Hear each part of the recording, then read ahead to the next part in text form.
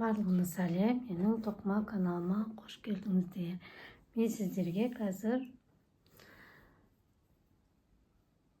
қалай әдемі жіпті резинканы қалай бастау керек, соны көрсетемін.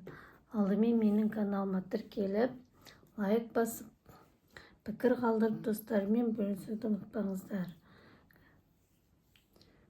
Бірінші қалай жіптіні бастаймыз, сол туралы әдемі бастауды көрсетемін қазір. Ол үшін біз қарапайым әдіспен қазір мен 20 жіп алайын.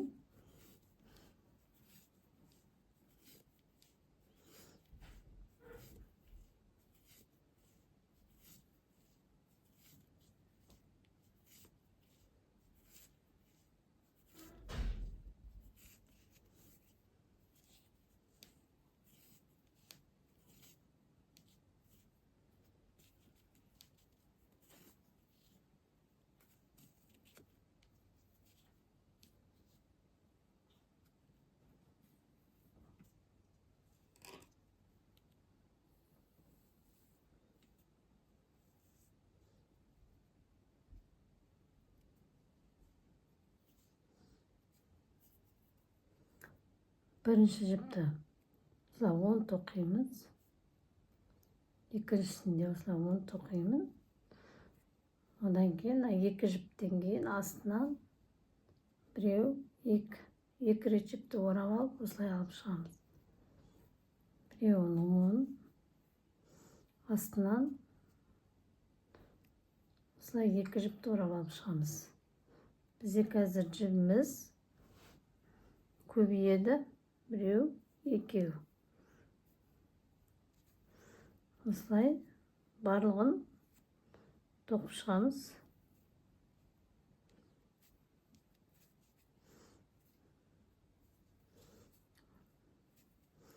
Біреуін 10 тоқимыз. Астынан алған кезде осылай екі жіпті іліп алып тоқимыз. Екі жіпті.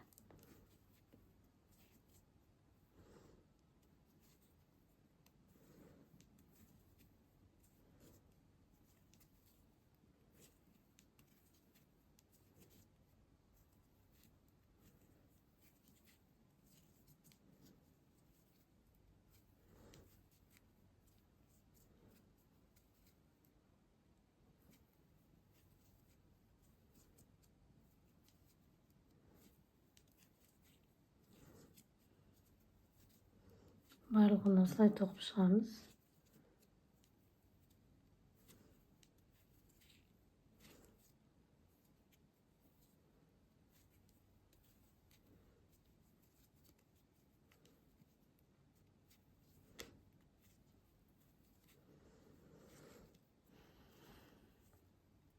Соңғы екі жіпті біреуін 10, екіншісінде осылай 10 тоқимыз.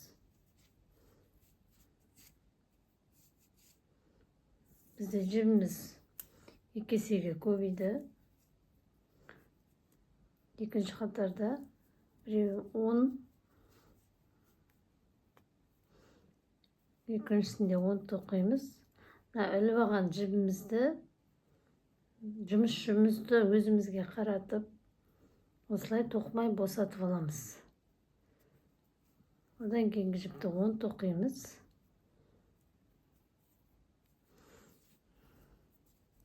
Жұмысшымызды өзімізге қаратып, іліп алған жібімізді осылай босатып, іліп аламыз тоқымай.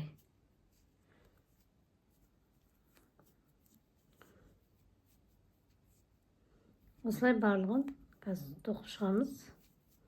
Іліп алған жібімізді тоқымай босатып алып отырамыз. Жұмыс жібіміз өзіміз жақта тұру керек.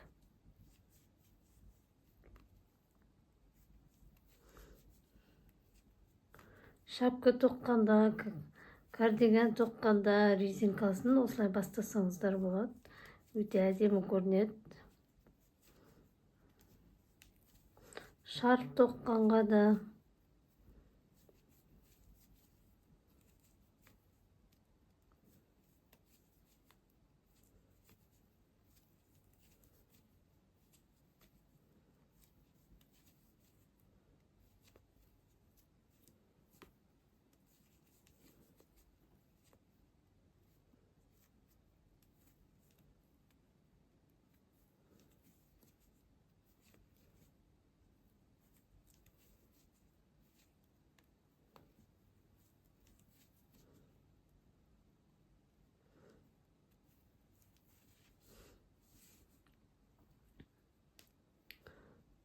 аударамыз.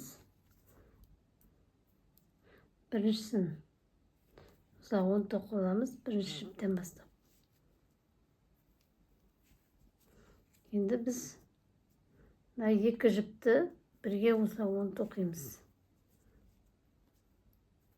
Барлығын екі жіптен 10 тоқып шығамыз.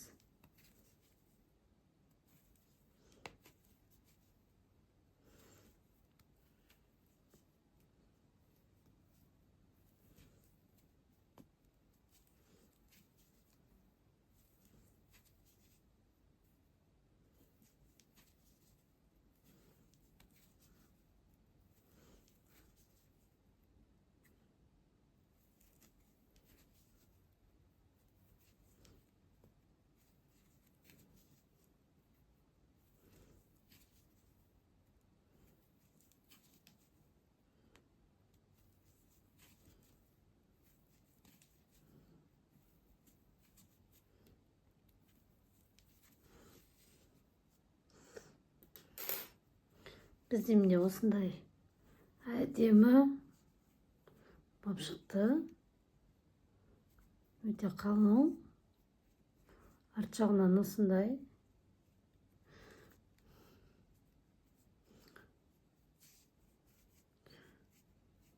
Өте әдемі. Қатты бүйтіп созылып кетпейді.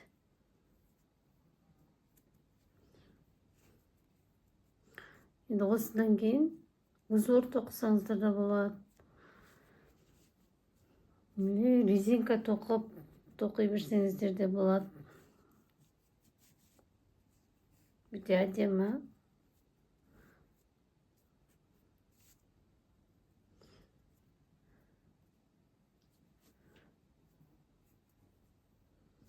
Енді осыдан кейін кез келген узорларыңызды тоқи берсеңіздер болады.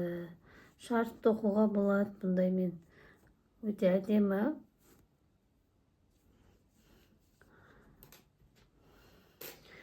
Менің каналыма тіркеліп, лайк басып, пікір қалдырып, достарымен бөлісуді ұмытпаңыздар.